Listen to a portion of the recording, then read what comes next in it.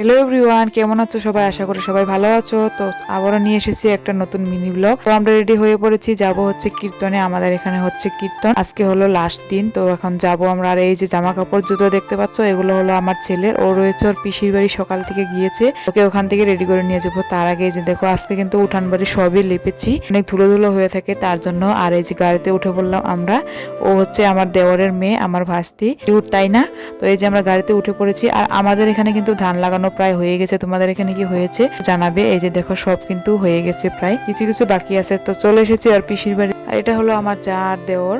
তো ওদের সাথে যাব। এই যে ওকে রেডি করে আবারও গাড়িতে উঠে পড়েছি। তো কীর্তনে এসে পৌঁছে গিয়েছি আমরা। তো এই যে দেখো কি সুন্দর কীর্তন হচ্ছে। আর মানুষ কিন্তু অনেক হয়েছে, যেহেতু আজকে লাস্ট, আজকে মৎসব। এই যে দেখো কত মানুষ।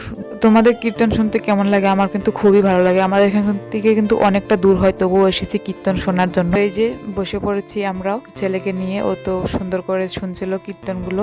আর এই যে পিছনে আমার যা বসে রয়েছে। তো তোমরাও একটু শুনে নাও কীর্তন, আমরা তো অনেকক্ষণ ধরে শুনি।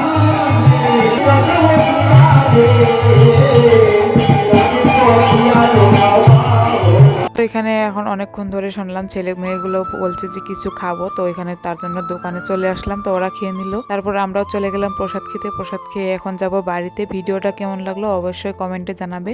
আর যদি ভালো লাগে থাকে লাইক কমেন্ট শেয়ার করে দিবে। টাটা।